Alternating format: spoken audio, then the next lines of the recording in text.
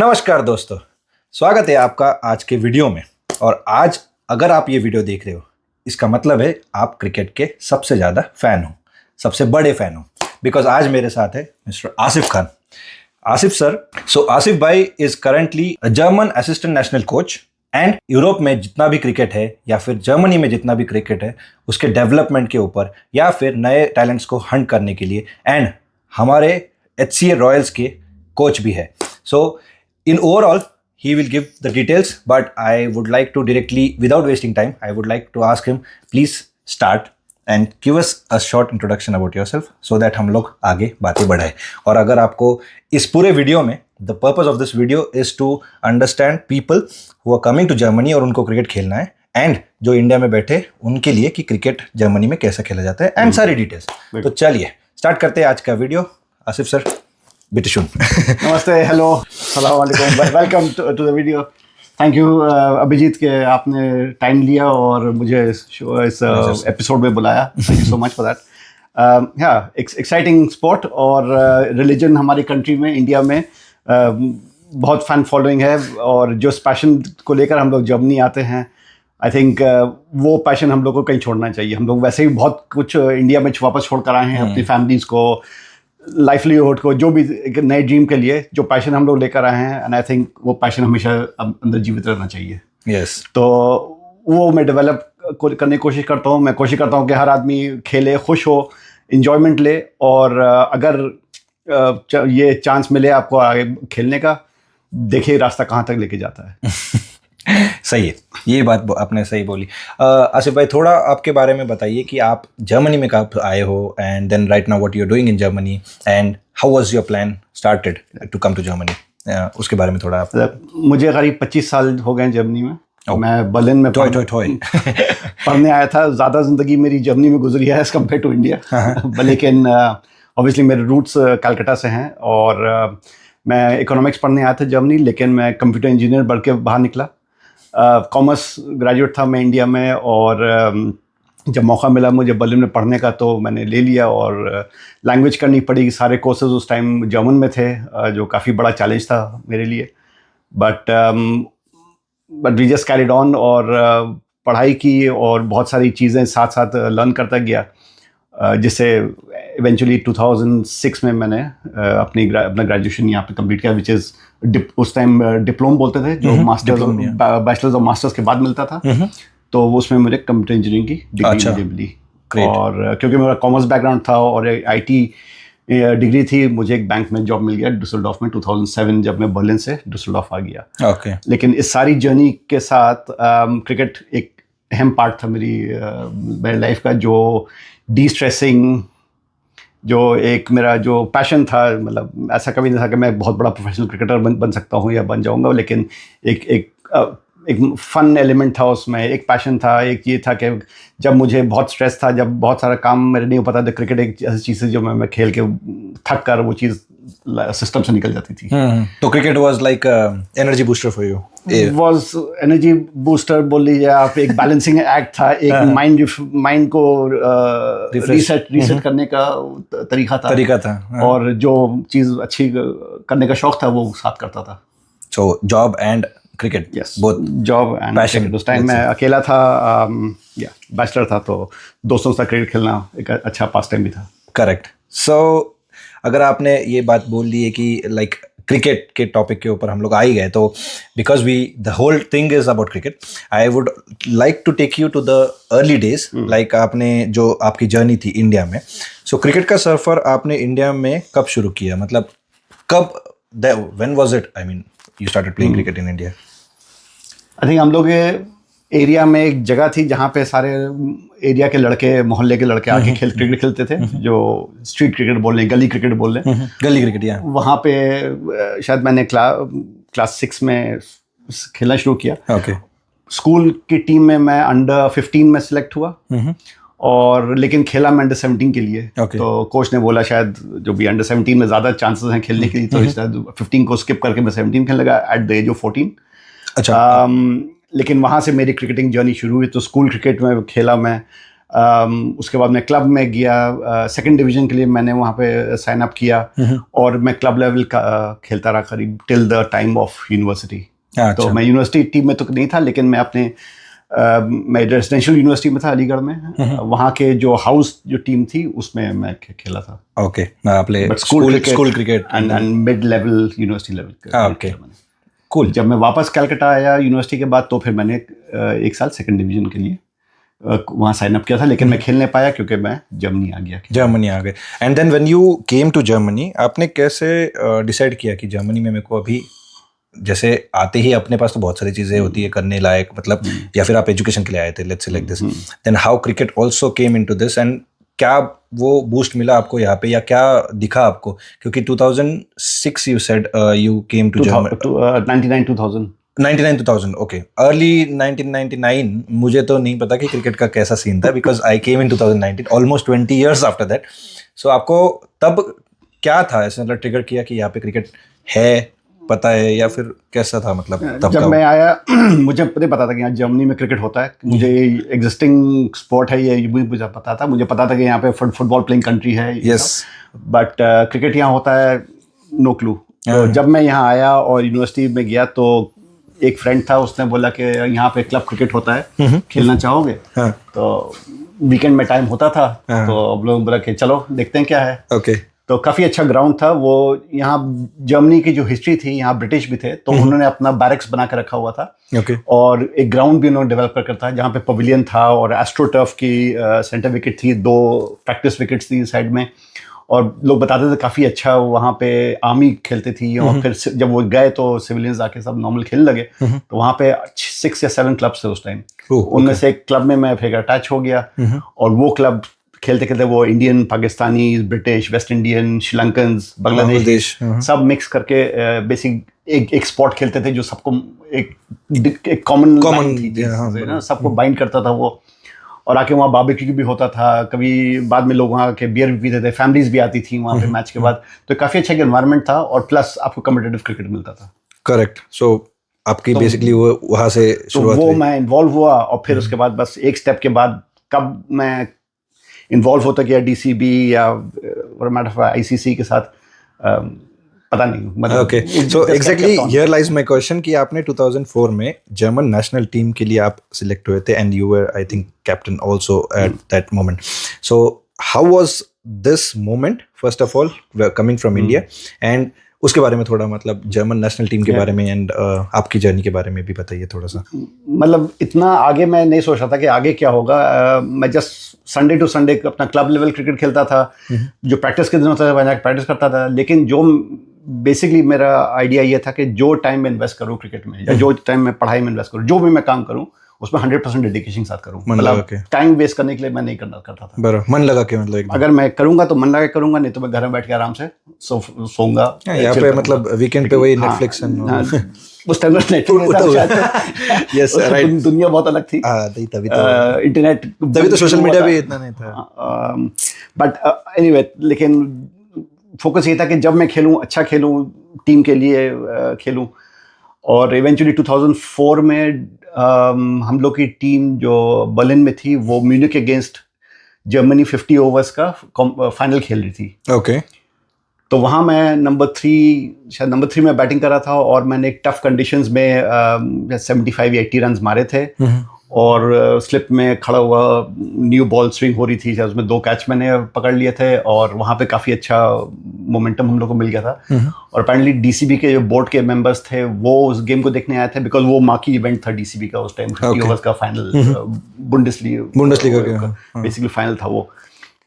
और जो उस टाइम का मेंस नेशनल कोच थे, वो भी आए थे उस टाइम। तो उन्होंने वहाँ मुझे देखा, और परफॉर्मेंस बेस उन्होंने बोला कि हाँ, इसमें कोई पोटेंशियल दिख रहा है, तो इसको सिलेक्ट करें। तो बाद में उन्होंने पूछा कि तुम खेलना चाहोगे नेशनल टीम के लिए, अगर तुमको सिलेक्शन के लिए बुलाया गया, अगर तुमको कैंप में बुलाया गया। मतलब मुझे नहीं पता था कि मैं किस चीज़ में जा रहा हूँ, और मतलब क्या उसका एंड रिजल्ट होगा। ऐसे अगर फोन आता है, ईमेल आता है, तो मैं देखूंगा, जाएंगे, ठीक है, देखते हैं क्या होता है। और उसी के लिए तो मतलब क्रिकेट तो अपना, तो बस वहाँ से फिर वो जर्नी शुरू थी। But I think club level और जो बेसिक जो एनवायरनमेंट वहाँ पूरे बर्लिन में था, आई थिंक वो एक काफ़ी अच्छा फैक्टर था कि मैं इस गेम को मतलब इस पैशन को लिफ्ट करता रहा। हाँ, आपको चांस एक स्टेप मिला उसमें। बहुत इजी होता है, अभी गलत एनवायरनमेंट चले, अगर लोगों से कांटेक्ट मिल जाए तो वो आदमी पैशन मर जाता है, कि बोलता है कि यार अब खेलने को फायदा नहीं, मैं किसी और पे फोकस करूँ। लेकिन जो लोग मेरे साथ इन्वॉल्व थे, जो दोस्त थे और जो खेलने का एनवायरनमेंट था वो काफ़ी अच्छा था। ओके, तो इसलिए that was a boosting moment for kept on moving on. Okay, so अभी जैसे हमने क्रिकेट के ऊपर थोड़ा बात किया, तो मुझे ऑल्सो हम लोग एक मोस्ट गूगल क्वेश्चन पे भी जाते हैं थोड़ा कि सबसे ट्रेंडिंग सवाल भी है ये, can someone from India play cricket for Germany? आपने कैसे अचीव किया ये तो आपने थोड़ा अभी बता दिया, but if somebody is watching from India and he wants to play in Germany और फॉर जर्मनी, सो उसका पाथवे या क्या कैसे हो सकता है, वो कैसे? ऑफ कोर्स डजंट मैटर कि आपकी क्या नेशनैलिटी है।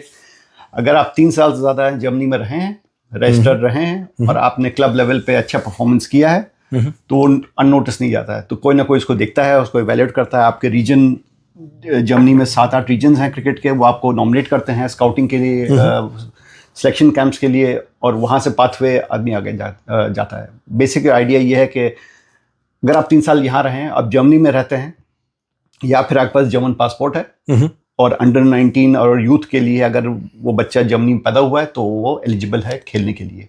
ओके, सेकंड जो वो एक क्राइटेरिया है, सेकंड जो सबसे बड़ा क्राइटेरिया है परफॉर्मेंस। और वो ऐसी चीज़ है जो कभी ऊपर होती है, कभी नीचे होती है, लेकिन अगर डेडिकेशन है और आप मेहनत कर रहे हैं और आपका लगन है तो मोर ऑफ्टन नॉट वो रास्ता आपको सामने खुद दिख जाता है। Okay, but if somebody is watching from India, then for them it's very important to know 3 years you have to be in being resident in Germany. Yeah, resident in Germany. Yes. And it doesn't matter if you're a student, you're a job professional or नहीं, अगर आप legal तरीके से 3 years से आप registered हैं, मतलब visa के ऊपर, आपका पासपोर्ट, आपका स्टेटस डजंट मैटर।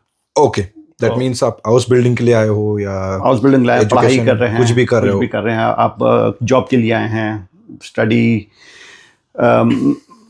मैरिज की वजह से हैं, जो भी स्पाउस वीजा पे, मतलब स्पाउस वीजा पे हैं, जो भी हैं, एज लॉन्ग एज आप यहाँ 3 साल से हैं और आप रेगुलरली खेल रहे हैं, परफॉर्म कर रहे हैं, you can play for Germany. Okay, so basically 3 साल you have to have a valid stay in Germany, and second thing is performance of cricket skills और क्लब क्रिकेट में आपका परफॉर्मेंस। ओके, सो ये तो था सबसे इम्पोर्टेंट क्वेश्चन, क्योंकि मुझे बहुत सारे लोगों ने मैसेज भी किया था। ऑब्वियसली देन वो सिलेक्शन क्राइटेरिया आता है और आपका परफॉर्मेंस में होता है, एक पाथवे बना हुआ है क्लब से लेकर नेशनल टीम तक, जिसमें आपको रीजन को रिप्रेजेंट करते हैं। फिर आप एलीट लीग है जहाँ पे मिक्स टीम में आप खेलते हैं, जैसे इंडिया में मान लो इंडिया A-B होती है या ब्लूज एंड ग्रीन्स का टूर्नामेंट होता है, तो उस लेवल का पाथवे है। और अल्टीमेटली अगर आप इफ यू गुड इनफ तो you will move on and chances है कि आप नेशनल टीम के लिए खेलें। Super. Okay, now talking about the European conditions में खेलना, so इसके ऊपर भी एक क्वेश्चन है मेरा कि how different it's cricket in Germany compared to India. इसमें आप पिच, वेदर, फैसिलिटीज में क्या सबसे बड़ा चैलेंज था या है, आपको क्या लगता है, या मतलब एक पूरा फोरकास्ट इसके ऊपर आप थोड़ा बताएं। यहाँ क्रिकेट खेलने के लिए जो एनवायरनमेंट है इंडिया से बहुत हद तक बहुत ऑपोजिट है, मेजर पार्ट ऑफ इंडिया से लेकर। अगर मैं नॉर्थ ईस्ट और जम्मू कश्मीर इन सबको स्टेट्स को अगर हटा दूँ, उत्तराखंड को हटा दूँ, तो अगर 90% इंडिया में अगर आप देखें तो वहाँ कंडीशन यहाँ कंडीशन बहुत फर्क है। इंडिया में एक विंटर स्पोर्ट है क्रिकेट, यहाँ पे एक समर स्पोर्ट है। Okay, that's right. तो बहुत बड़ा एक डिफरेंस है कि आप दूसरे लेवल पे, समर में यहाँ पे बारिश भी होती है, अनप्रेडिक्टेबल वेदर होता है। करेक्ट। टर्फ विकेट्स नहीं है, ज़्यादातर एस्ट्रो टर्फ है या कोकोनट मैट्स हैं या प्लैंक्स हैं। तो उस पर एडजस्ट करना, आप छोटी फील्ड पे खेल रहे हैं, क्रिकेट ग्राउंड पे के डायमेंशंस अलग होती है। यहाँ पे एक फुटबॉल ग्राउंड या एक्सटेंडेड फुटबॉल ग्राउंड पे खेलना पड़ता है। 50 ओवर्स कम है, 20 ओवर ज़्यादा हैं, लिमिटेड रिसोर्सेज हैं, इंस्टेड ऑफ के आपको काफ़ी ट्रैवल करना पड़ता है क्रिकेट ग्राउंड तक पहुँचने के लिए। ज़रूरी नहीं कि आपके घर के बगल में कोई क्रिकेट ग्राउंड हो, जैसे इंडिया में एवरी 4-5 किलोमीटर में एक क्रिकेट ग्राउंड मिल जाता है आपको, गली में ही ग्राउंड मैदान मिल जाते हैं जहाँ पे मल्टीपल मैचेस एक साथ होते रहते हैं। तो वो इंफ्रास्ट्रक्चर नहीं है यहाँ पे। लेकिन आप गवर्नमेंट, जो लोकल गवर्नमेंट्स हैं, जो मल्टी स्पोर्ट क्लब्स हैं, वो अगर लोग हैं वहाँ पे और वो इंटरेस्टेड हैं एक स्पोर्ट के लिए, तो आपकी फैसिलिटीज़ दी जाती है कि आप बहुत बेसिक तरीके से वहाँ पे क्रिकेट स्पोर्ट शुरू कर पाएंगे। तो ये एक बहुत बड़ा प्लस है वर्सेस।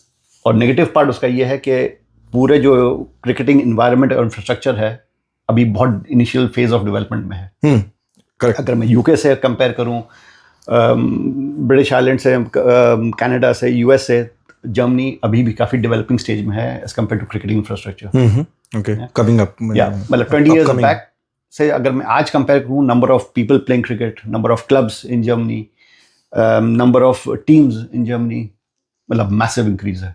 तो 100%। तो अगर आप वो हिसाब से जाएं, जब मैं आया था तो वहाँ पे मतलब फंडिंग वाज मोर लेस सब अपने ऊपर करना पड़ता था क्लब लेवल पर। आज DOSB जो ओलंपिक स्पोर्ट कमेटी है उसने क्रिकेट को रिकग्नाइज किया बिकॉज 2028 में पार्ट ऑफ LA ओलंपिक्स होने वाला है क्रिकेट। तो वहाँ से एक फंडिंग एक चीज़ है, बट आपको एक अवेयरनेस में दिखती है। लोग बाहर से सबको पता है कि क्रिकेट क्या है। बराबर। अभी तो मतलब जब मैं नया आया था और क्रिकेट खेलता था, यहाँ पे लोग बोलते थे कि घोड़े पे क्रिकेट खेल रहे हो, घोड़े वाला स्पोर्ट है। पोलो से कंफ्यूज करते। एक क्रॉकेट करके होता है जहाँ पे 3-4 स्टिक्स होती हैं, उसके नीचे बॉल रोल करनी पड़ती है। क्रॉकेट समझते थे वो। आज कोई जी सवाल नहीं पूछता है। आज लोग पता है क्रिकेट है। बेसबॉल भी कभी कभी बोलते हैं कि बेसबॉल जैसा होता है, कि मतलब ऑलमोस्ट। तो वो सब सवाल आना खत्म हो गए। अभी अब लोगों का अवेयरनेस बढ़ गई है, उनको पता है कि क्रिकेट एक स्पोर्ट है। हाँ, और कभी कभी तो ऐसे भी होता है कि हम जो मैच खेल रहे हैं वहाँ पे देखने भी आते हैं टीवी पे, और टीवी पे दिखाया जाता है। यस, टीवी पे आता है। बराबर। सो अभी काफी सारा अवेयरनेस आ गया है, बट वही है मतलब थोड़ा कंडीशन वाइज इंडिया के कंपैरिजन में नहीं, because India one of the biggest members है ICC का। करेक्ट। और टेस्ट प्लेइंग नेशन है, तो वहाँ पे के इंफ्रास्ट्रक्चर, वहाँ के माइंडसेट, वहाँ की कोचिंग लेवल्स जो भी है वो यहाँ से कंपेयर नहीं कर सकते। डेफिनेटली। अगर हम यहाँ और नेदरलैंड्स को कंपेयर करें, यहाँ और स्कॉटलैंड को, जो एसोसिएट कंट्रीज हैं, वो भी काफ़ी आगे हैं ना, बिकॉज वो उनको काफी 200 ईयर्स से वो लोग क्रिकेट खेलते हैं। स्कॉटलैंड नहीं, लेकिन आयरलैंड, सॉरी नेदरलैंड जो है, डेनमार्क जो है, इनकी भी 150-200 ईयर्स ऑफ क्रिकेटिंग हिस्ट्री रही है। करेक्ट। एंड नेदरलैंड तो ऑलरेडी वर्ल्ड कप और ये सब रेगुलरली वर्ल्ड कप क्वालिफाई करता है। स्कॉटलैंड वर्ल्ड कप क्वालिफाई कर चुका है as an associate country. Ireland तो अब फुल अब तो टेस्ट प्लेइंग नेशन हो गया। Test playing nation. लेकिन जो जैसे नामीबिया हो गया, आपके नेपाल अब काफ़ी ऊपर आ गया है। तो बहुत सारे कंट्रीज में मूवमेंट काफ़ी हो गया, और क्रिकेट का अवेयरनेस, स्पेशली फ्रेंचाइज लीग शुरू होने से लोगों का मतलब वो ग्लोबल आउटरीच बहुत ज़्यादा हो गया। हाँ, अभी लोगों के पास पहुंच रहा है ना क्रिकेट, मतलब तो जो नॉन प्लेइंग नेशन है उनके पास भी क्रिकेट अभी जा रहा है। आई थिंक नेक्स्ट 20 ईयर्स में जर्मनी का जो अगर मैं देखता हूँ, अगर यहाँ पे लोग वैसे ही इन्वॉल्व रहे और एक डेवलपमेंट पाथ पे रहे, तो आई थिंक जो नेक्स्ट जनरेशन जो क्रिकेटर्स हैं वो कहीं ना कहीं फ्रेंचाइजी लीग में शायद अपने आप को पोस्ट कर पाएंगे। तो वो चीज that would be also a good achievement for us, I mean. Okay, so ये तो था कंपैरिजन वाला क्वेश्चन।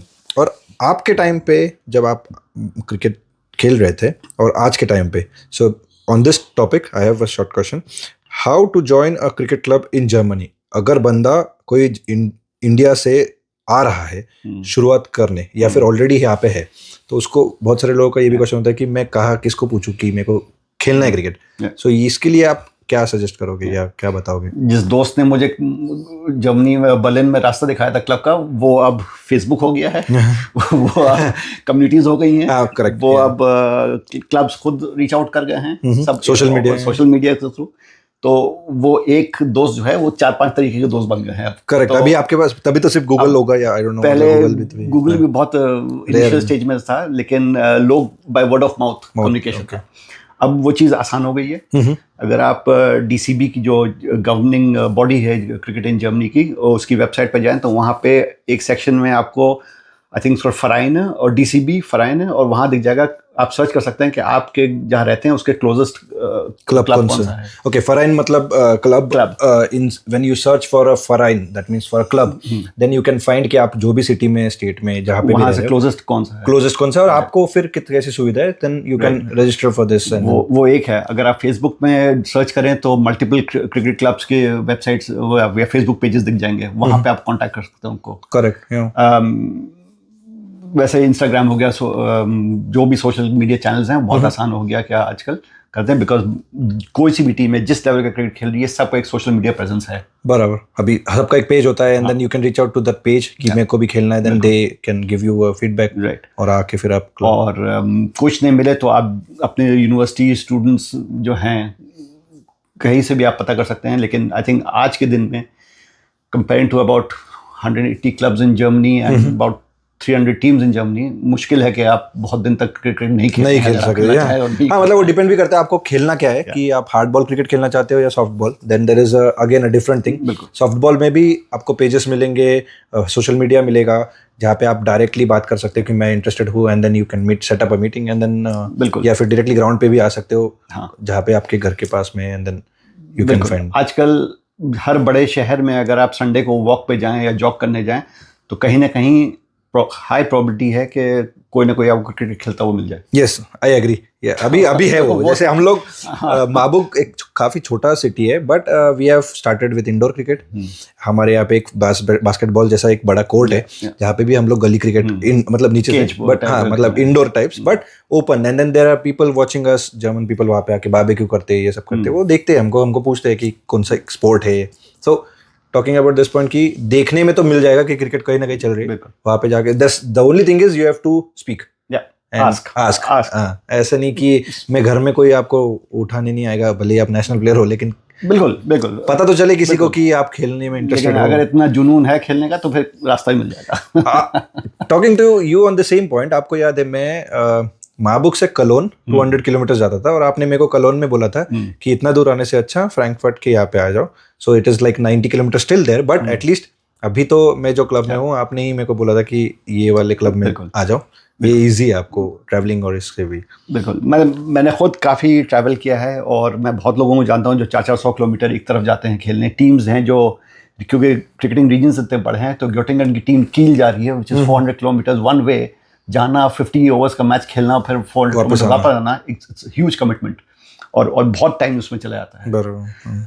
तो पॉसिबल ये होना चाहिए कि मैं क्रिकेट को टाइम दूं, ना कि ओवरहेड रिड्यूस करूं, बराबर, ट्रैवलिंग ना करूं, ट्रैवलिंग बिकॉज फिर आदमी को फैमिली से अलग होना पड़ता है, फिर अगले दिन काम करना पड़ता है, या फिर रात को आके अगर शिफ्ट वाला काम है तो वो करना पड़ता है, तो वो लाइफ पूरे क्रिकेट का अराउंड अगर रोटेट करेगी तो बाकी सब चीज़ों में बैलेंस करना मुश्किल है। बराबर, सो इसलिए डिपेंड करता है कि ऑप्टिमाइज करें कि कहाँ आपको सबसे अच्छा आउटपुट मिल पा रहा है, और इजी है आपके लिए, और आप घर आराम से जाने, ज़्यादा टाइम जो भी ऑफ टाइम है आप बाकी सब चीज़ों को दे रहे हैं। करेक्ट।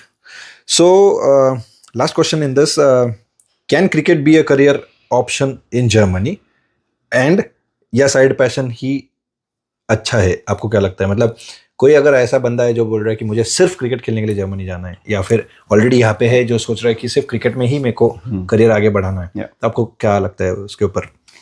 ये स्पोर्ट्स ऐसी फील्ड है, यहाँ पे बोलना मुश्किल है कि आप उसमें 20 साल का करियर बना सकते हैं, नहीं बना सकते हैं, क्योंकि यहाँ पे कभी ऊपर है performance wise, injury wise, lifestyle, mental health, whatever it is, यहाँ पे बहुत सारे वायलेशन, मतलब ग्राफ ऐसे चलता है यहाँ पे, मतलब वायलेशन तो नहीं बोलेंगे, वॉलेटिलिटी बहुत है, कभी ऊपर है आदमी, कभी नीचे है, कभी टीम स्पोर्ट में कभी सिलेक्ट हुआ है, नहीं हुआ है, तो बहुत सारी चीज़ें अपने एक इसको इख्तियार के बाहर है ना, वो नहीं मेरे अपने कंट्रोल में नहीं है, बहुत सारी चीज़ें फैक्टर्स जो हैं।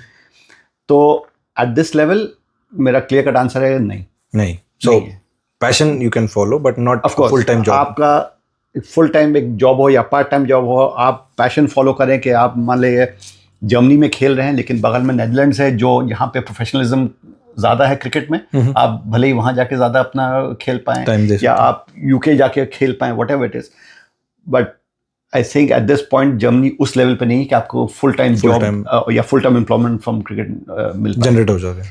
बहुत सारे ओलंपिक स्पोर्ट ऐसे भी हैं जहाँ पे लोग फुल टाइम काम करते हैं, साइकिलिंग हो गई, रोइंग हो गई, मैं बहुत सारे गेम्स के नाम स्पोर्ट्स के बता सकता हूँ जहाँ पे लोगों का एक जॉब है, अपने फ्री टाइम में वो जाके प्रिपेयर करते हैं और वो लोग ओलंपिक में भी जर्मनी को रिप्रेजेंट करते हैं। Okay, a lot of depends on it, on sponsoring, sports and मतलब sponsoring, dedication और away from the normal life। Correct, so वो डिपेंड करता है, और ये भी है ना कि कौन सा sport.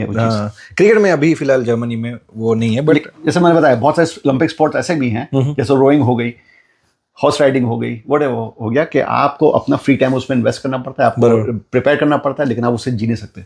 Correct, so for your bread and butter job is important. Yes, a full time day job 9 to 5 job चाहिए, डेफिनेटली इम्पोर्टेंट। ओके, सो थोड़ा करियर हाइलाइट्स के ऊपर हम लोग अभी बात करेंगे कि आपका सबसे यादगार मैच जर्मनी के लिए कौन सा था, when you were playing for Germany और क्लब क्रिकेट और in Germany, let's say like this. So कौन सा सबसे यादगार मैच आपको लगता है कि वो? I think as a cricketer एक शॉर्ट टर्म मेमोरी होना बहुत अच्छी बात है। करेक्ट। एक सेंचुरी मार के वही पकड़ के बैठे तो फिर वो भी होता है वो कि हार जाएगा, अगले दिन जीरो शुरू करना पड़ेगा, और अगर हार गए तो वो भूल जाएं, अगले दिन फिर जीरो शुरू करना पड़ेगा, प्रॉब्लली है कि फिर जीत जाए। तो आई थिंक स्पोर्टिंग ये बहुत चीज सिखाता है कि नथिंग इज परमानेंट। अपनी सक्सेस को एंजॉय करिए, आप अपनी लॉस को रिफ्लेक्ट करिए, लेकिन it's time to brush off and move on. I think ये चीज़, और लाइफ में ये चीज़ होना भी बहुत ज़रूरी है शायद। यादगार मैच अगर हम बात करें तो 2011 में मैं कुवैत में था। मेरा फर्स्ट टूर्नामेंट था जिसमें मैं कैप्टन था नेशनल टीम का, और हम लोग मतलब प्रिपेयर्ड तो ठीक ठाक थे टूर्नामेंट के लिए, लेकिन काफ़ी कॉन्टेक्स्ट ऑफ रिकग्निशन और जर्मन क्रिकेट मूविंग ऑन, वो काफ़ी बड़ा उस टूर्नामेंट था हम लोग के लिए। जिब्राल्टर से मैच था, 50 ओवर मैच था, और हम लोग बैटिंग पहले कर रहे थे, और ये नहीं पता था कि पिच बहुत अच्छी थी, ये नहीं पता था कि अच्छा स्कोर क्या होगा, और काफ़ी अच्छी स्ट्रॉन्ग टीम थी जिब्राल्टर की। वहाँ पहले ओवर विकेट गिरा, सेकंड थर्ड नंबर 3 पे मैं गया, और काफ़ी मतलब स्ट्रगल्स के साथ, लेकिन वी जस्ट हेल्ड ऑन कि हम लोग को नहीं बैटिंग करनी है। तो मैं और मिलान करके एक और प्लेयर था, म्यूनिख का है वो, हम लोग दोनों का 267 268 रन की पार्टनरशिप हुई थी। तो उसमें मिलान ने 150 मारा था, मेरा 107 108 कुछ था, और वहाँ से हम लोग ने बेसिकली उन लोग को बैटिंग से हरा दिया था मैच। अभी पार्टनरशिप इतनी बड़ी हो गई तो फिर 360 करके कुछ बना दिया टोटल स्कोर था 50 ओवर्स में, और उनको करीब हम लोग ने 100 रन से हराया। तो एक वो था, और एक T20 था, लास्ट गेम था मेरा जर्मनी के लिए T20, जिसमें हम लोग नॉर्वे से खेल रहे थे, और हम लोग की रैंकिंग लेवल सेकंड डिवीजन से फर्स्ट डिवीजन में आने के लिए वो गेम जरूरी था हमारे लिए। मस्ट विन गेम था, वो एक रन से हम लोग गेम जीते। ओके। वो मेरा लास्ट गेम था जिसमें मैं कैप्टन था, और 35 बॉल में 55 मारा, एक सिचुएशन में जहाँ पे हम लोग मतलब 40-60 डाउन थे मैच में। और मेरे ख्याल से सिर्फ मेरे कंट्रीब्यूशन नहीं, बैडमिंटन ऑब्वियसली टीम स्पोर्ट है, आई थिंक वो ऐसे गेम्स हैं जहाँ पे टफ कंडीशंस में, टफ डिसीजन मेकिंग सिचुएशंस में वो चीज़ अगर क्लिक करती है तो वो काफ़ी सेटिस्फाइंग रिजल्ट है, एंड दैट इज आपकी यादगार मेमोरी। तो वो 2-3, हाँ कुछ सेंचुरीज हैं इंटरनेशनल क्रिकेट में, कुछ 50s हैं, वो सब हैं, but I think it's a team cause, team कब जीती है, दैट्स मोर इम्पोर्टेंट। बट बहुत क्लोज मैचेस हारे भी हैं, बहुत difficult matches, one sided matches भी हारे हैं, वो भी तो यादगार हो सकता है। बिल्कुल, वो भी बहुत यादगार थे, और आई थिंक उनकी वजह से वो जो जीत होती है तो ज़्यादा स्वीट लगती है। 100% आई एग्री। हमारा मतलब एक ऐसे क्लब मैच था आपको राइनगांव के साथ, एंड देन मुझे जस्ट अभी याद आया जब यादगार टूर्नामेंट, तो दैट वाज 50 ओवर्स गेम, 300 और समथिंग हमने किया था, एंड देन लास्ट ओवर में वो लोगों ने भी अच्छा बैटिंग करके लास्ट ओवर में they were almost I think 6-7 runs they wanted, and then last ball पे 2 रन चाहिए थे, एंड देन मुझे मतलब बहुत खराब लगा था कि वो मैच हम लोग हार गए, क्योंकि मैंने डायरेक्ट हिट का ट्राई किया। अच्छा, आई वाज अ कीपर, तो स्पिन, हाँ साहिल भाई थे शायद से, तो उन्होंने स्पिन डाला, बैट्समैन ने सिर्फ डक किया, यहाँ पे सिंगल लिया, बट ड्रॉ हो सकता था, बट आई वाज लाइक कि हम लोग जीत सकते, तो मैंने बॉलर एंड पे मैंने थ्रो किया, और वो थ्रो लगा नहीं तो उनको 2 रन मिले, तो वो मैच हम लोग हार गए। बट या ये एक गलत याद मेरे साथ भी है। अरे हाँ, बट इससे आदमी सीखता है ना, और ऑब्वियसली इससे रकम नहीं है कि तुम फिर से नहीं मारोगे, नहीं, बट नहीं है, बट वो बाद में, हाँ वो मोमेंट पे क्या हो गया, मुझे ऐसा लगा कि जीतने के लिए हम लोग ट्राई कर सकते, but I could have also been safe, मैं जाके स्टंप पे लगा सकता था बैट्समैन एंड पे, वो ज्यादा पास में था, या फिर एज अ टीम रिफ्लेक्ट करें कि वो दूसरी टीम ओपोनेंट वहां तक पहुंची कैसे। हाँ, that is also one thing, but या मोमेंट क्रूशियल था, और वो ज्यादा मेरे को क्या मिस अपॉर्चुनिटीज थी हमारी, 100 ओवर्स के बाद रिजल्ट एक थ्रो पे आ गया ऐसा। बिल्कुल, और ये चीज है, और ये चीज ट्रेन करना बड़ा मुश्किल है। दिस इज योर इंस्टिंक्ट, तभी आप, हम लोग जब बड़े प्लेयर्स और अच्छे टीम्स हम देखते हैं, प्रेशर में काम रहना, अंदर उनके अंदर भी सवाल चल रहे हैं, अंदर भी पता नहीं क्या क्या ऑप्शंस आ रहे हैं, करेक्ट, लेकिन उस बाहर की तरफ जो आता है कि कितने काम है, कूल हैं, आई थिंक वो एक प्रोफेशनलिज्म, वो मोमेंट कैसे मैनेज करते, that is more important. Cool. But वो मैच मैं नहीं भूलूंगा कभी। या कौन सी टीम या टूर्नामेंट में आपको लगा कि जर्मनी का क्रिकेट में फ्यूचर है, जर्मनी में क्रिकेट में फ्यूचर है, लेट्स से लाइक दिस, कि जर्मनी में या आप आ तो गए हो या फिर खेलोगे आगे करके, बट ऐसी कोई टीम या फिर टूर्नामेंट आपको लगी कि जब आप खेल रहे थे देन यू थॉट कि यार ये क्रिकेट में भी करियर हम लोग कर सकते या फिर आप आगे बढ़ सकते हो? आई थिंक मैं इंडिविजुअली अगर मैं पर्सनली अपने आप को देखूं तो आई थिंक क्रिकेट ऐसी चीज़ नहीं है जो मैं शायद 24/7 या 24 या ऑल 12 मंथ्स कर पाऊँ, बिकॉज पहली जो एनवायरनमेंट में इन जर्मनी की बात कर रहा हूँ ना, इट इज़ डिफिकल्ट बिकॉज आपकी एक एक्टिव फैमिली शायद लाइफ होती है, आपकी एक सोशल लाइफ होती है। अगर आपकी फैमिली इंडिया में है, parents considering parents and relatives, तो आप रेगुलरली इंडिया जाते हैं, वापस आते हैं, तो अगर आपको एक रियली एक प्रोफेशनल तरीके से अगर आपको कोई फॉलो करना पड़ता है, you have to give up a lot of things in life. Correct, I agree. बहुत सारी चीज़ें हैं जो आपको अपनी लाइफ से मूव आउट करनी पड़ती है। प्रायोरिटी क्या है आपकी, वो देखनी पड़ती है।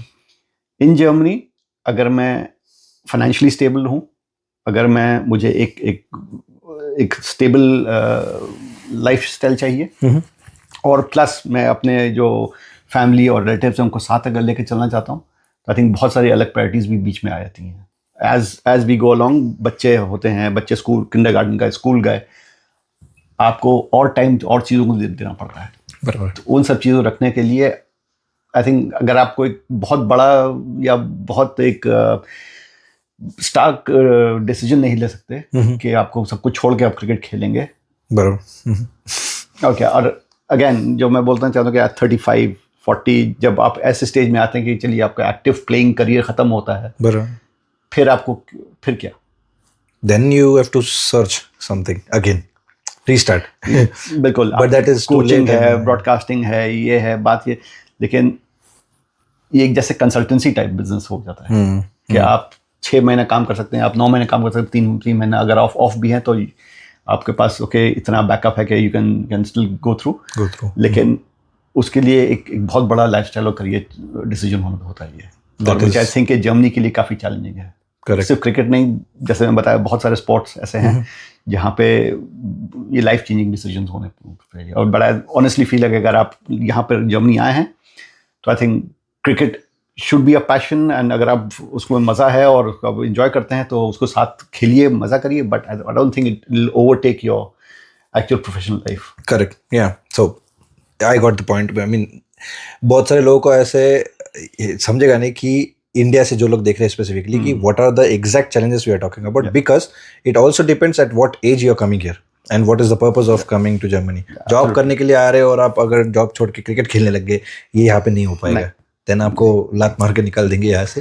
कि वीज़ा का भी होता है और बहुत सारी चीज़ें, मतलब फैमिली, वीज़ा, एंड देन आपका purpose why you came here. बिल्कुल, आप पढ़ने आए, आपको मेरे ख्याल से अगर आप पढ़ने आए तो आपको पढ़ाई भी करनी ज़रूरी है, because end of the day वो चीज़ आपको on a longer term help करेगी। करेक्ट, आपको जो भी करियर चॉइस है वो आपको हेल्प करेगा, आपकी फैमिली आपके साथ हमेशा रहेगी। बट क्रिकेट, यस, वो पैशन किसी ना किसी फॉर्म में वो रहेगा, but you have to make a decision कि अच्छा अब कब मेरा कट है और कब मेरी दूसरी लाइफ शुरू हो। Stop, you have to understand.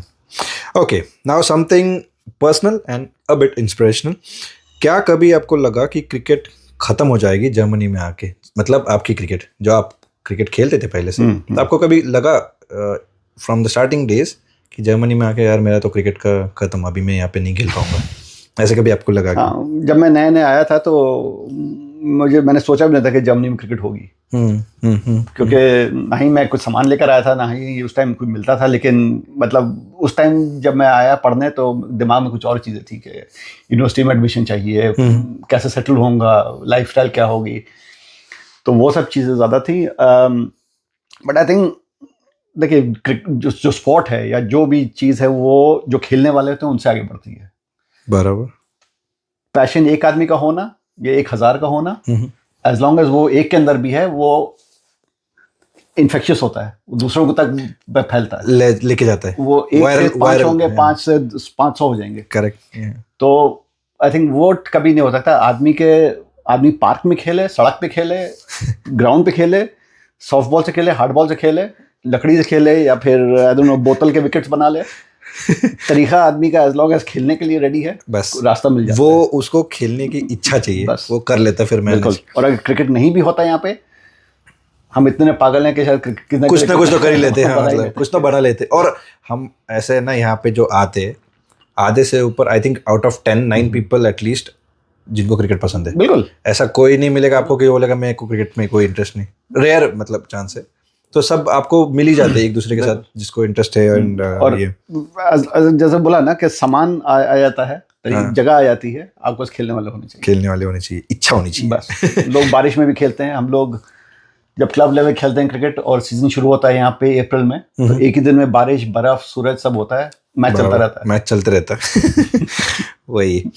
Okay, अभी एक important question, I don't know if you can answer this. अगर आप 20-year-old आसिफ भाई से बात कर रहे हो या मिलते, तो आप उनको क्या एडवाइस देते? I told you this is personal तो you have to think in this way. अभी मैं सिचुएशन में हूँ बिकॉज मैं अंडर 19 के बच्चों के साथ डील करता हूँ। बहुत सारे एस्पायरिंग होते हैं, उनके पेरेंट्स उनके ज़्यादा एस्पायरिंग होते हैं। मेरे लिए हमेशा प्रायोरिटी ये है कि आपकी पढ़ाई, आपका करियर और साथ में क्रिकेट, बिकॉज या जो भी स्पोर्ट आप खेल रहे हैं। बहुत बच्चे ऐसे होते हैं कि वो मतलब डे 1 से आउटशाइन कर जाते हैं हर चीज़ को, प्रोडिजी टाइप होते हैं कि जिससे सचिन तेंदुलकर फॉर एग्जाम्पल, ठीक है, वो क्रिकेट खेल रहा था और इंडिया में था और उसको वो बैकअप मिला। या फिर ट्रैक एंड फील्ड में अगर अमेरिकन को देख लें कि, या फिर चाइनीज बच्चे होते हैं जो जिम्नास्टिक्स में होते हैं, 5 year old 6 year old दिखते हैं कि इतनी प्रैक्टिस करते हैं कि वो आउटशाइन करते हैं। जैसे यहाँ पे फुटबॉल का भी, जैसे फुटबॉल होता है, अगर आप 11-12 साल के हैं, आप दिख जाते हैं, आप स्काउटिंग में दिख जाते हैं और फिर दिन पाथवे आपका अलग होता है। अगर मैं अंडर 9 किसी यूथ से 20 साल से 18 साल के बच्चे से बात करता हूँ, पहले मेरी ये चीज़ थी कि तुम अपनी पढ़ाई साथ साथ चलनी चाहिए। बराबर। जितना तुम टाइम दे सकते हो क्रिकेट को दो। अच्छा खेलो, मेहनत करो, क्योंकि बैकग्राउंड में भी बहुत सारा काम करना पड़ता है। हाँ, ऐसे नहीं कि सिर्फ क्रिकेट, फिजिकल फिटनेस, आपकी मेंटल प्रिपरेशन। लेकिन अगर आपकी उस टाइम पढ़ाई, डिग्री या जो भी है, अगर उस टाइम साथ नहीं होगी, बाकी लाइफ में भी मजा नहीं आएगा, और वो क्रिकेट भी कहीं ना कहीं वो हैम्पर करेगा। अदर वे अराउंड, अगर आप बहुत ज्यादा क्रिकेट खेल रहे हैं तो वो आपकी पढ़ाई को भी हैम्पर कर सकता है। एक बैलेंस बनाना पड़ेगा, वो ज्यादा इंपॉर्टेंट है। Okay, that's cool. So I think sorry, just to cut on that, अगर 20 साल का आसिफ, हाँ, मुझे एक्चुअली मेन मतलब ये भी था, आपने जो 20 साल के मतलब पॉइंट ऑफ व्यू आपने जो बोला तो ये था, बट आपको क्या लगता है कि आप क्या करते हैं? अगर मैं 20 साल का होता शायद मैं सब चीज़ सुनता भी नहीं। मैं यूनिवर्सिटी में था और पहला टूर्नामेंट जब 2004 में जर्मनी का आया और मुझे उसमें लिया गया, तो बेल्जियम में टूर्नामेंट था, एंटवर्प में गेम था, और मैं एक अपना सेमेस्टर का एग्ज़ाम छोड़कर मैं गया खेलने, शायद इसलिए क्योंकि मेरा पहला टूर्नामेंट था और वो एक्साइटमेंट थी कि जर्मनी को रिप्रेजेंट कर रहा हूँ मैं। ऑन द हाइंडसाइट मैंने रियलाइज़ किया कि आई थिंक मैंने मिस्टेक की थी वो। बट मैंने अगले बार जब एग्ज़ाम दिया तो मैं पास हो गया।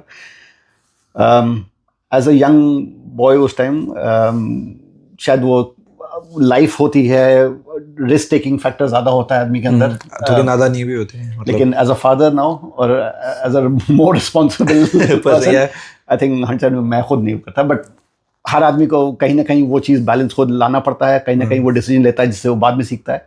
हर चीज़ बोल के समझा नहीं सकते। करेक्ट, आई मीन एज के साथ कुछ चीज़ें ऑटोमेटिक समझ जाता है। हर आदमी प्लस माइनस डिसीजन लेता है, वो उससे वो सीखता है। कुछ गलत होती है, कुछ सही हो जाते हैं, तो गलतियों से सीखते हैं और आगे बढ़ते हैं। एज लॉन्ग एज आप सीखते हैं, अच्छी बात है वो। ओके, सो गाइज, अभी we are almost to the end, and सबसे इम्पोर्टेंट क्वेश्चन जो है कि जर्मन नेशनल टीम के लिए खेला जा सकता है कि नहीं, एलिजिबिलिटी क्या होती है, club journey to national team pathway और कोचिंग अपॉर्चुनिटीज, ये सब हम लोग पार्ट 2 में कवर करेंगे, एंड उसमें थोड़ा डीप जाएंगे, और also we'll compare something about the Indian cricket later, which is more important for everybody. So part 2 में rules, opportunity, future of cricket in Europe के ऊपर हम लोग बात करेंगे. So I would request you to don't miss it, and whatever we have talked right now is in Germany topics, और let's say हम लोग अभी तक जर्मनी के ऊपर बात किए, बट अभी अगले वीडियो में हम लोग इंडिया एंड जर्मनी दोनों के ऊपर बात करेंगे. सो क्रिकेट एंथुजियास्ट जो है आपका दोस्त, उसको ये वीडियो प्लीज़ भेजिए एंड पार्ट 2 देखना ना भूलिए. तब तक I would say happy, stay happy and enjoy wherever you are and play cricket. शाबाश.